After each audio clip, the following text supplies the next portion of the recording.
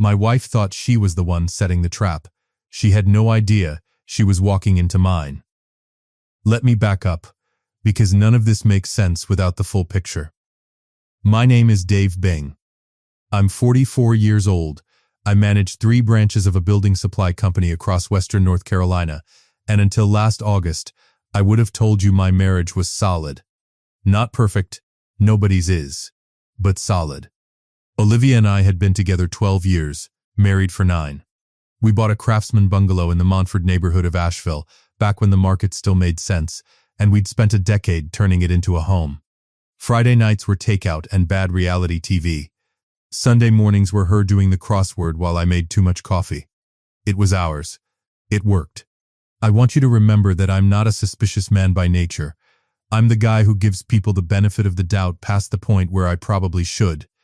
Keep that in mind, because it matters later. The shift started so small I almost missed it. Late August, a Sunday evening, Olivia's phone buzzed on the kitchen counter while she was upstairs. Normal, except when she came down, she didn't just glance at it, she snatched it up like I'd been about to read her diary. I laughed it off. "Somebody owe you money?" I asked. "Work stuff." She was already typing. "Don't worry about it." I didn't. Not that night. But over the next 2 weeks, the phone thing became a pattern. She started carrying it into the bathroom, into the garage when she needed air. She put a passcode on it for the first time in 9 years of marriage, a phone that used to sit face up on the coffee table all day every day, for anyone to glance at. When I asked about the passcode, she gave me this breezy little answer. "There's been a lot of phishing stuff going around at work. IT. Made us all lock our phones." Fine. Reasonable.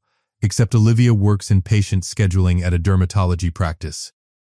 I'm not sure their IT department issues phone security mandates to the front desk. I didn't push it. I told myself I was being paranoid. I'd find out later just how wrong paranoid was as a word for what I was feeling.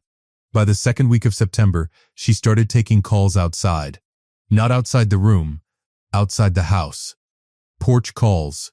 Garage calls. Calls where she'd walk to the far end of the driveway like she was worried about line of sight through the windows. When she came back in, I'd ask, casual as I could manage, "Who was that?" Sandra from work. Scheduling drama. Or my sister just venting about Michael again. Both plausible. Both said a little too fast. Here's the thing about marriage. You build a kind of radar for your spouse's voice. The pitch when they're telling the truth. The pitch when they're performing the truth. Olivia's voice on those calls had shifted into performance mode, and I didn't have a name for what I was hearing yet. I just knew the music was off. 3 weeks in, on a Thursday evening, I came home a little early from a site visit at our Hendersonville branch. Olivia was at the kitchen table, laptop open, papers spread out, and the second the door opened, she slammed the laptop shut so hard I heard the hinge complain. "Whoa." I held up both hands. "You good?" "You scared me." She was already gathering the papers into a stack, turning them face down. "I wasn't expecting you yet." "Working on something?" "Just some budget stuff." Boring. I caught one word on the corner of a page before she swept it away. Settlement. I told myself it could mean 100 things. Insurance settlement. Work dispute. I told myself a lot of things that week. None of them were true. I didn't sleep much that night. I lay there next to a woman I'd built an entire life with, listening to her breathe, wondering what was happening underneath the surface of her that I couldn't see anymore. The following Wednesday, she told me she was meeting a friend for coffee after work, a woman named Patty from her book club. Normal plan, nothing strange about it on its own. I happened to have a delivery to check on at a hardware store 2 blocks from the coffee shop on Lexington Avenue downtown. So I figured I'd swing by after and surprise her, maybe walk her to the car. Small dumb husband thing to do. She wasn't inside. She was on the sidewalk out front, pacing a tight 10-foot loop, phone pressed to her ear so hard her knuckles were white. I sat in my truck across the street because something about her posture told me not to walk up. Her shoulders were up by her ears. She kept stopping mid-step, like she was being interrupted. I couldn't hear much. The street was loud, somebody's bus pulling away. but I caught fragments. Almost ready, I just need a few more weeks. I know. I'm not backing out. Once it's done, we can finally start over. I promise. Start over. Not figure things out. Not fix this. Start over. Like the life we'd built was already a closed chapter to her, and she was reading the first page of a new book with somebody else holding the other half. I drove home before she saw me. I don't know what I would have done if she had. That night, I asked how coffee with Patty went. She gave me a whole story. Patty's boyfriend problems. Patty wanting to move to Greenville. Patty this. Patty that. Fluent, detailed, rehearsed. I let her finish. Then, as lightly as I could manage, I brought it up myself. You know, we've never really talked about what happens to all our accounts and paperwork if something happened to one of us. Maybe we should get organized. I watched her face. For just a second, less than a second, something flickered behind her eyes. Then it was gone, replaced by a look of pleasant surprise. Funny you say that. Her surprise looked almost too pleasant to be real. I was actually thinking the same thing. We really should have everything in one place. You know, account numbers, passwords, all of it. Just in case. In case of what, Olivia? I didn't ask out loud. Yeah, that's smart, was all I managed, and I went back to loading the dishwasher with my heart going like a kick drum. Welcome back to Sweet Family Revenge. Grab your snacks, get comfortable, and remember, the people in these stories had every chance to behave themselves. They just chose wrong. Drop a comment and be sure to subscribe. You're going to love it here. Over the next few days, she brought up getting organized 3 more times. Each time, slightly more specific. Did I know our joint account login? Did I have the deed paperwork? Did I know where the title to her car was kept? A woman who had never once in 9 years asked about the location of a single document was suddenly building a checklist. I want to be fair to myself here. I know how this sounds. I know my wife wants to organize our finances doesn't sound like a 5-alarm fire to most people listening. If she'd brought it up once, I'd have shrugged it off completely. It was the combination. The secrecy. The calls. The word settlement on a page she didn't want me to see. The phrase start over outside a coffee shop, she swore, was just a friend date. Each piece on its own was nothing. Stacked together, they were a shape I recognized, even if I didn't want to. So on a Tuesday morning after she left for work, I sat down at our kitchen table with my laptop and logged into our joint checking account. 9 years of marriage, and I genuinely never had a reason to scrutinize it line by line. I did that morning. What I found wasn't dramatic. That's what made it worse. It was careful. Over the previous 5 weeks, 4 withdrawals, $400, $600, $350, $500, each one just under the threshold that would trigger our bank's automatic large transaction alert. None of them matched a bill, a subscription, a grocery run, anything I recognized. They'd been moved to an account I didn't recognize either, something with a generic Premier Savings label I'd never set up. I sat there a long time, staring at the screen, feeling something settle in my chest like a stone dropping into still water. I didn't confront her yet. I wasn't ready. And I had a feeling that whatever was coming, I was going to need to be smarter than angry. That afternoon, I called an old friend from NC State, George Daniels, who'd gone on to become a family law attorney in Charlotte. I told him everything. The phone, the calls, the word on the page, the withdrawals. Dave, George let the line go quiet for a second after I'd finished. I'm not going to tell you your marriage is definitely over, but I will tell you this. If even half of what you're describing is real, you need to protect yourself. Quietly, legally. Now not after she files. Before, he walked me through it. How to document my separate property. How to move what was legitimately mine. The inheritance from my father. The 401k contributions from before we married. My half of a small rental property I owned before Olivia and I even met, into accounts that were unambiguously, legally, provably mine. Notarized, dated, clean. This isn't about hiding anything illegal, George said. This is about making sure that if she's building a case, she's not building it against assets you have every right to protect.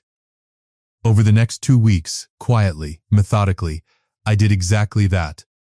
Every transfer documented, every signature notarized, Every date stamped in a way that would later prove, beyond any argument, that I had acted before she ever filed a single piece of paperwork. I thought that was the end of what I needed to do.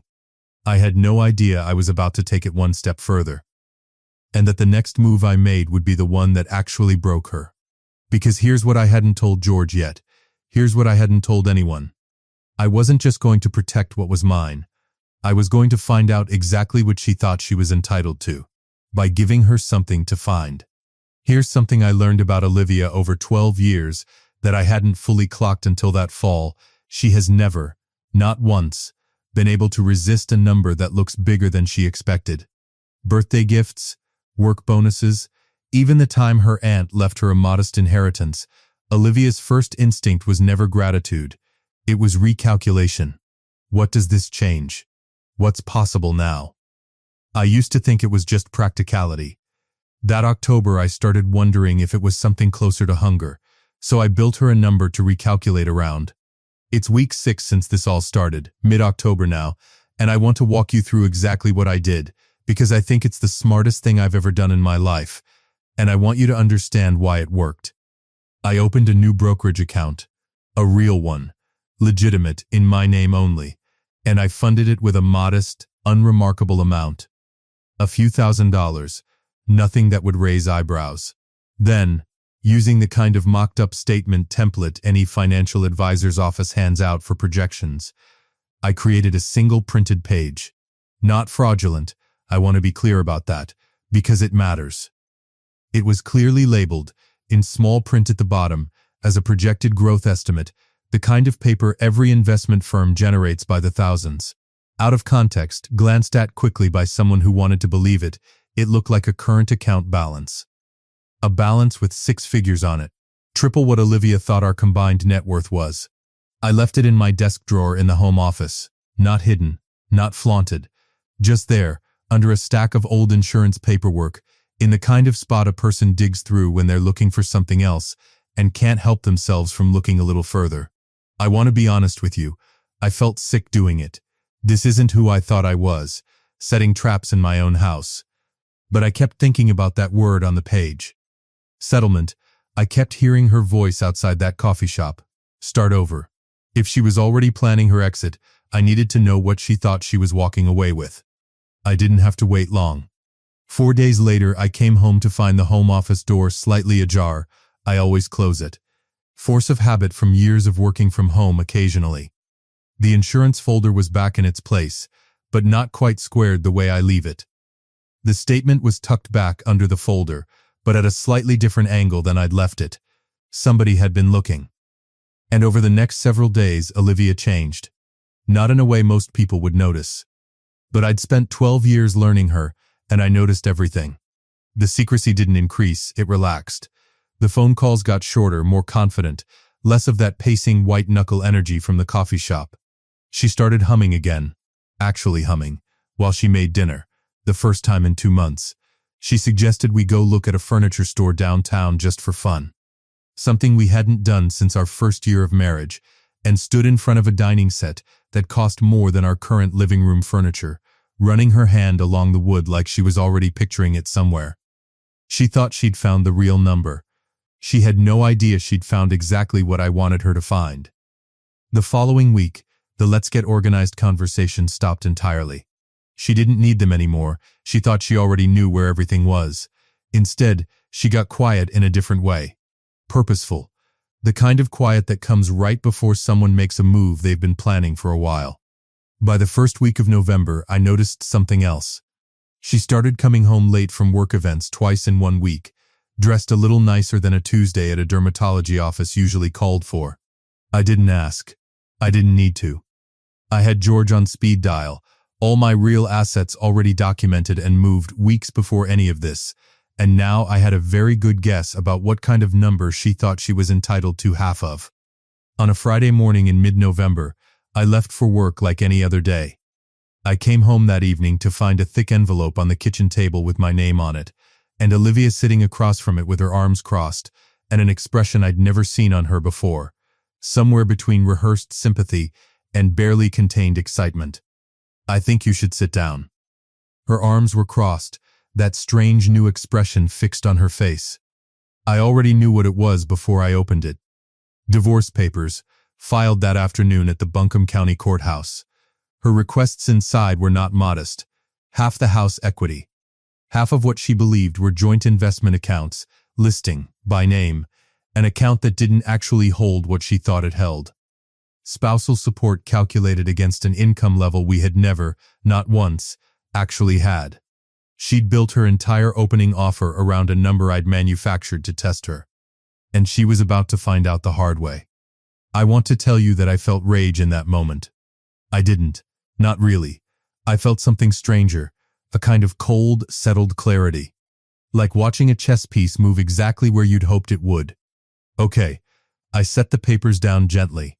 We can talk about this with our lawyers. She looked almost disappointed that I wasn't more rattled. I'm not trying to hurt you, Dave. I just need to protect myself. We both knew this wasn't working anymore. This is the part that still gets me.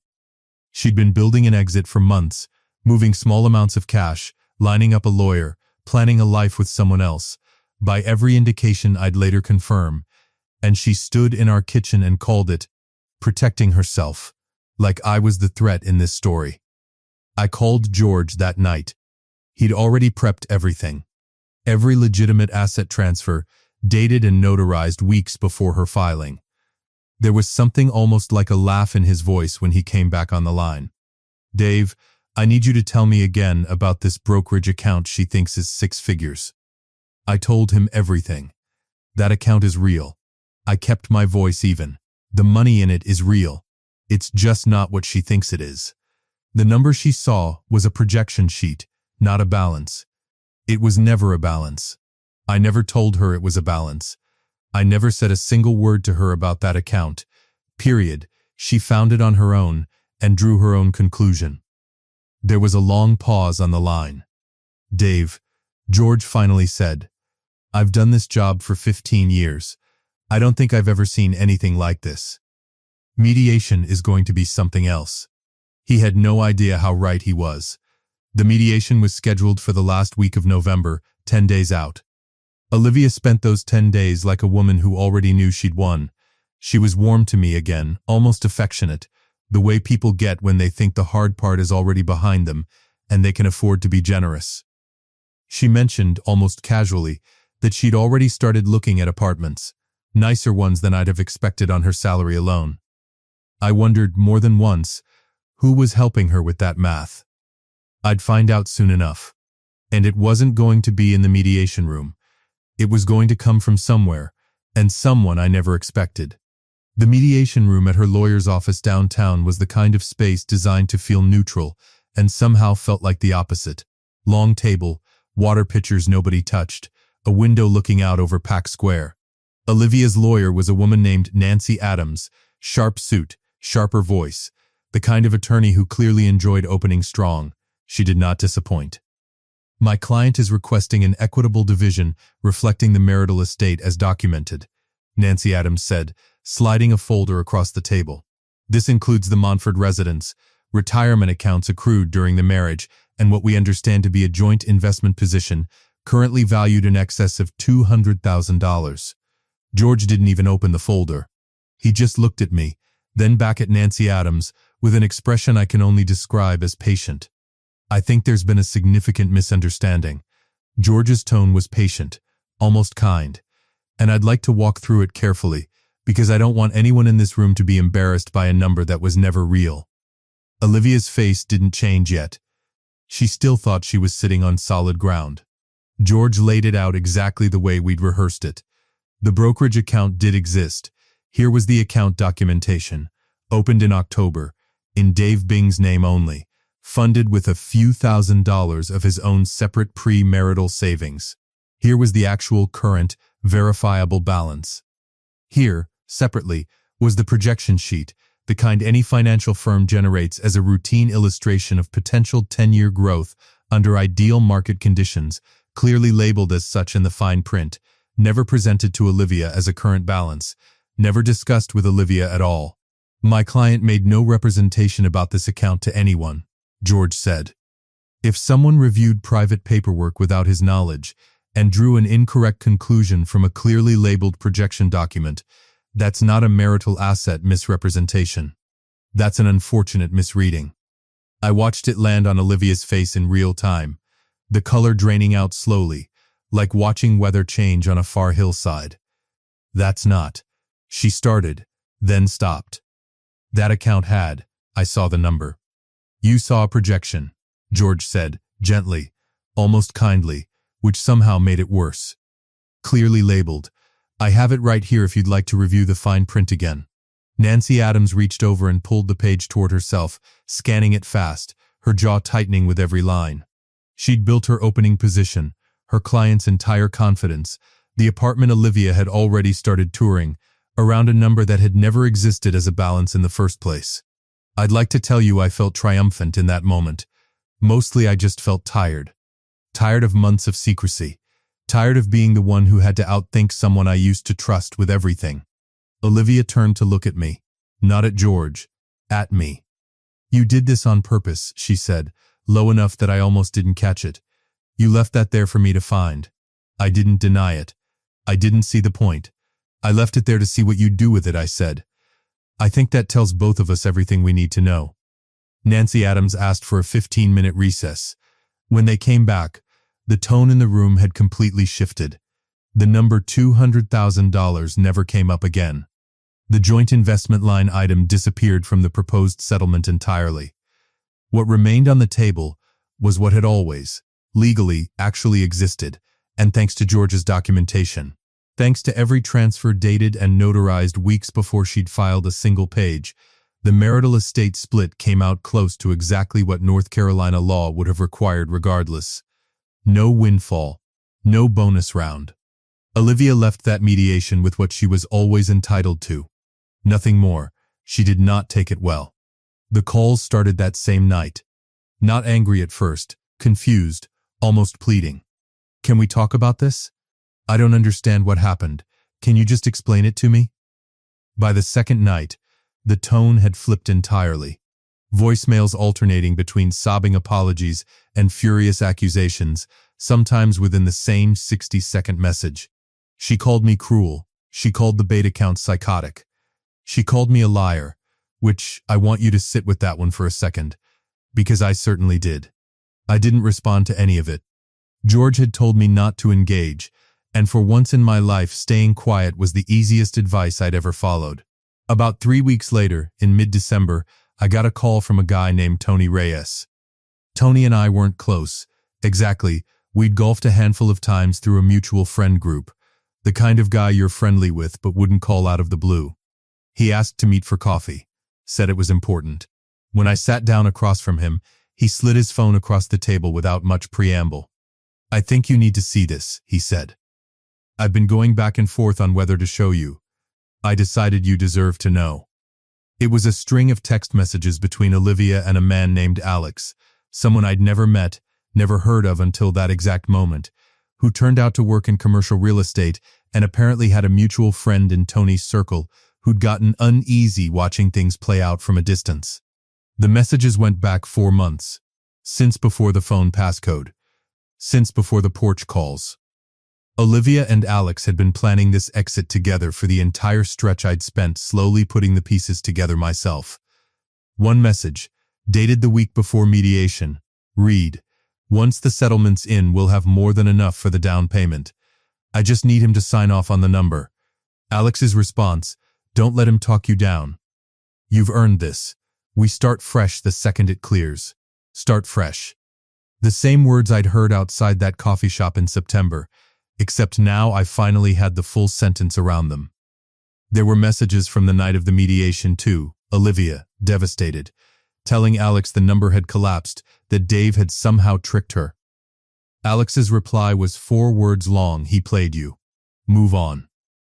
And just like that, the second the money didn't materialize, he was gone. Not slowly, not with some difficult conversation, just gone, like he'd never been planning a future with her at all, only a payout he could ride along on. I thanked Tony.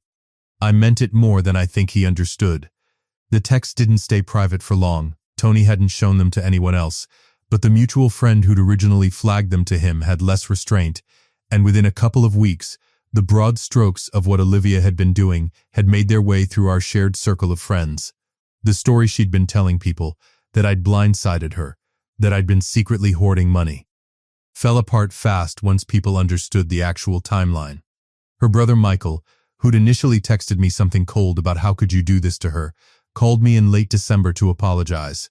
I didn't know the whole picture, he said. I'm sorry I took her word for it without asking yours. The divorce was finalized the third week of December, just under 4 months after I'd first noticed her white-knuckling her phone on a Sunday evening in August. I kept the house in Montford. I kept what was legitimately mine, fully documented, fully legal, untouched by any of it. Olivia kept her car, her personal belongings, and a settlement that reflected reality instead of a fantasy number she'd built an entire future around. I won't pretend there isn't a strange kind of grief in all this. 12 years doesn't disappear just because the ending turned out to be ugly. I still think about the version of her I married, the one who used to leave her phone face up on the coffee table because she had nothing to hide from me. I don't know exactly when that version of her stopped existing. Maybe she never really did, and I just hadn't been paying close enough attention. My mother Carol drove up from Greenville the first weekend of January with paint swatches and absolutely zero patience for my moping. We repainted the home office that used to hold a folder I'll never forget. She made me get rid of the desk entirely, said it had bad energy now.